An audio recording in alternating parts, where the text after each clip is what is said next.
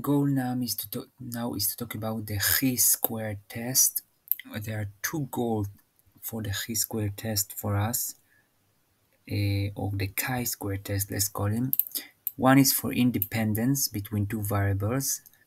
The zero assumption, the H0, is that the two variables are independent, and the alternative hypothesis is that the two variables have significant association.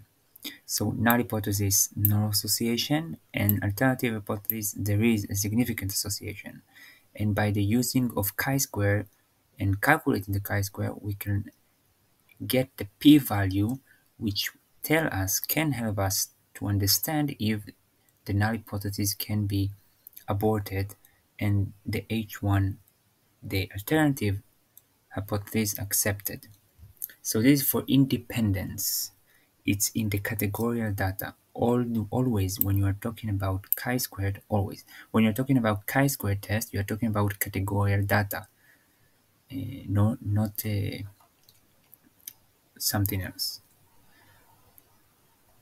Okay, so for the chi-square test for goodness fit, uh, what we are going to assume or check if bunch of data correlate with a distribution is expected. So the null hypothesis is that it does, namely the observed data does distribute like we expect. And the alternative hypothesis is that it does not fit the expected frequencies by the distribution we assume. So for the independence and the goodness of fit, we will see examples. So let's see calculation, it will be much better. So we start with goodness of fit, independence, yeah, well, yes, independence. So we're starting with independence, namely we want to see using the chi-square test if two variables are independent or not. So here I have two variables, male, female, brand A and brand B, and I have values, namely male brand A is 20, female brand A is 30, male brand B is 30, and female brand B is 20. And this is what I observed. This is the data from reality. And now I'm going to calculate what I would expect if there is no correlation between the variables. So what would I expect? This is the formula for the expected value for every cell, like male brand A or male brand B, female brand A and female brand B. So it's row total times column total divided by grand total. Namely, for male brand A, what would I expect? 50 times 50 divided by 100. And for male brand B, I would expect 50 times 50 divided by 100. We will see in a minute a more complex example, and you see with different number, and it will look more understandable. So we continue. So we calculate for this cell what is the expected. This is the table of the observed value, and what I calculate here are the expected value. After I calculated the expected value of the observed value, what I do to calculate the chi-squared value is to take the observed in each cell, and in each cell subtracting the expected value of that cell, taking this subtraction to the power of 2, namely squared, and divided by the expected value. I sum over all the cells, over all this one, this one, this one, and this one. And this is the value of the chi-squared. Let's see the values. And or maybe we'll see just a minute. So here I calculated all of this, and I got this chi-squared value.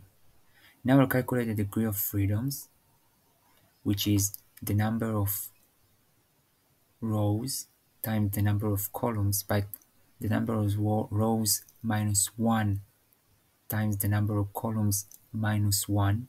I have 2 rows and 2 columns, so it's 2 minus 1 times 2 minus 1, which is 1. So I have 1 degree of freedom, and my chi-squared value is 4. So what is my p-value? So what do? I go to the table of chi-squared. I have here the table. How many degrees of freedom I have? 1. And what is the value I got? I got 4. So this is not 4, this is not 4, this is not 4, this is not 4 here. 3.8484 is p-value. Those are the p-values in the first line. In the second line is for degree of freedom 1, which is our case. So we are somewhere in between 0.05 to 0.01. So because we got chi-squared of 4, which is right over here between those two values. So the p-value, which is represented by this first line, and the chi-squared value, which is represented in this line, is somewhere between a p-value, which is correlated to a p-value of between 0.05 to 0.01. So it's the p-value correlated to this chi-squared value with this degree of freedom is around 0.0455, which is less than 0.05. Therefore, we reject the null hypothesis and accept the alternative hypothesis. Namely, we say that from our results, the null hypothesis for independence, which assume independence between the values, is wrong, and those variables, men and brand, are the gender and the type of brand, smartphone and what is it, gender, are not independent. Namely, they are correlated. Okay, so let's see another example, and then we'll move to goodness of it. But let's see another example, one last example on independence. So this is a more versatile example. So we have again coffee and tea and male and female. The question is there a relationship between the gender and the type of drink? I don't know, that they want or something they prefer. So again, the assumption, the H0, the null hypothesis, is that there is no, they are not a, I mean, they are independent. There is no connection between these variables. The gender doesn't affect the preference for the beverage, for coffee or tea. And the alternative hypothesis says the gender does matter. Namely, if you are male, you may prefer one of these, and if you are female, you more prefer one of these. Namely, there is a dependency between the preference and the gender.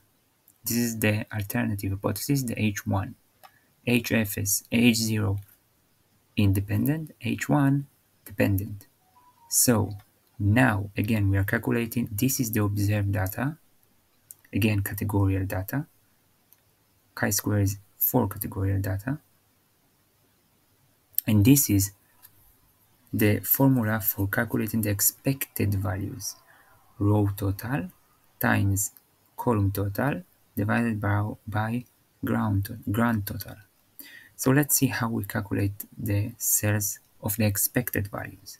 For the first cell, we're taking the 15 row total times 17 column total divided by grand total, which is 30. Here it is. And we get 8.5. We can even do a table of expected value. This is the observed. We can even make a table of expected. We are doing the same for 1, 2, namely row 1, column 2, and we calculate it. 15 times 13 divided by grand total, which is 30. We get 6.5. And we continue. By doing so, we calculate all the expected values. From here we got the observed values, and from this calculation we got the expected values.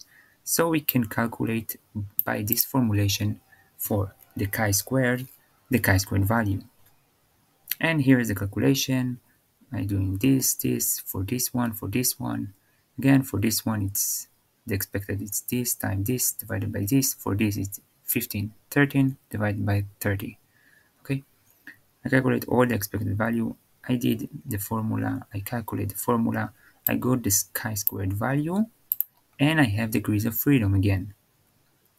Number of rows minus 1 times number of columns, not including the total column and not including the total row, so it's 2 rows and 2 columns.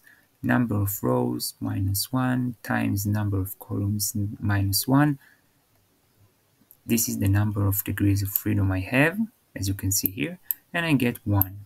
Again, I get chi-squared value of 6.64, which is approximately 0.01. Let's see. So I have 1 degrees of freedom, and the chi-squared value is 6.64. I'm going to the table again. Maybe I can make it bigger. I don't know. I don't think. Maybe I can take another bigger. I don't know. Maybe another bigger one, so you can see something. You barely see anything. Okay, so we have 1 degree of freedom, and we got 6.6, right? So we are going here until we get something around 6.6. So we are around here, somewhere in between these two. This is the p-value. So we are very close to this value, which is correlated to a p-value of 0.01. So our p-value is approximately 0.01. Again, 1 degree of freedom, those are the values of the chi-squared. So with 1 degree of freedom, we are in this row. In this row, our chi-squared value is approximately this value, which is correlated to the p-values on the header, so it's 0.01. So we are with p-value around 0.01, and this is it. Now, 0.01 is of course less than our threshold, which we take as 5%, namely 0.05. Therefore, our p-value we got is less than the threshold for rejecting the null hypothesis. And therefore, this is what we do. We reject the null hypothesis and say that there is significant association between gender and beverage preference. Okay? So this is the way we use chi-squared on categorical data to check for independence between variables. Now we had another one. Chi-squared can also be used for evaluating distribution of something, namely chi-square test for goodness of fit. For example, to see it, take an example. We have a die. We want to test if the die is fair, so we assume it is fair. This is our null hypothesis, the H0. We roll the die 60 times and observe the following. This is the observed value. We got 8 times 1, we got 20 times 12 times 2, we got 10 times 3, we got 9 here, 13 here, and 8 times 6.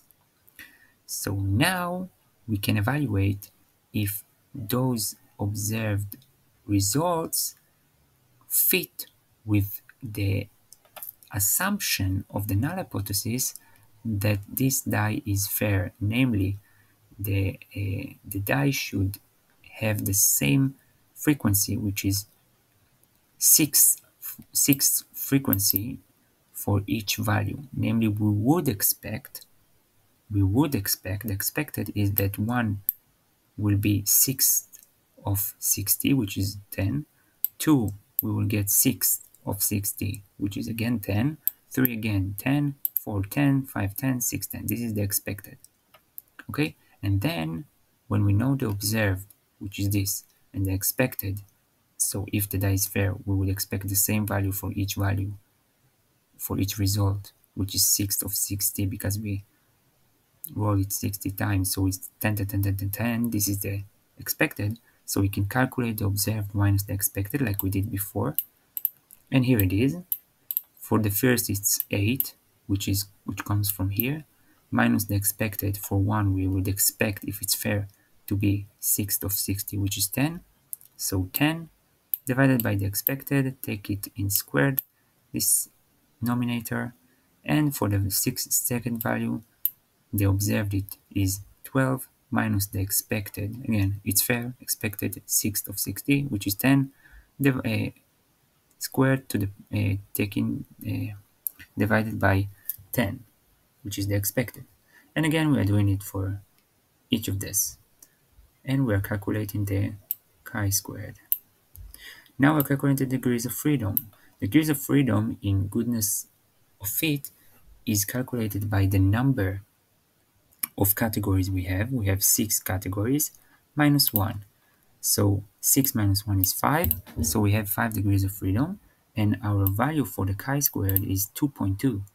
So if we're going to the table and we look here at the values for 1 degrees of freedom, it's very small. 1 degrees of freedom, and our chi-squared is 5 degree of freedom, sorry. And our chi-squared is 2.2, so not here, not here, not here. It's somewhere around this one and that one. So it's somewhere around 0.9 to 0.75, because 2.2 is somewhere in between. For the row of the 5 degree of freedom, the chi-squared of 2.2 is somewhere in between here. Okay, so it's between, so our p-value, which is represented here, like before, is somewhere in between of 0.1 to 0.75. So now it calculated more precisely, and it got a p-value which is, again, as we expected, between 0.9 and 0.75, which it came to be 0.818. Now, of course, 0.818 is greater than 0.05. Namely, we cannot reject the null hypothesis. Again, the null hypothesis assumes that the die is fair. So those results weren't too far away from what we would expect, so we can't reject the null hypothesis, and we can't say that the die is not fair. Namely, we conclude that the die is like what the null hypothesis, the H0, said, that the die is fair. It goes similar enough to what we would expect if the null hypothesis is true. We could not reject the null hypothesis. Okay, so this one was chi-squared test for goodness of fit. Okay, so we saw chi-squared, which is for categorical data, for evaluating independence, which the null hypothesis assume independent, and alternative hypothesis assuming significant association. We saw an example, and then we saw goodness of fit, which null hypothesis says that the distribution we assume is what the frequencies are, and alternative hypothesis said that the frequencies we observe do not fit the expected frequencies, as we can see, as we saw with the die. Okay, so this was about chi-square test for independence. Thank you very much. If there are any correction of mistakes, please correct me. Thank you very much. Thank DeepSeek, and thank you, and that's it.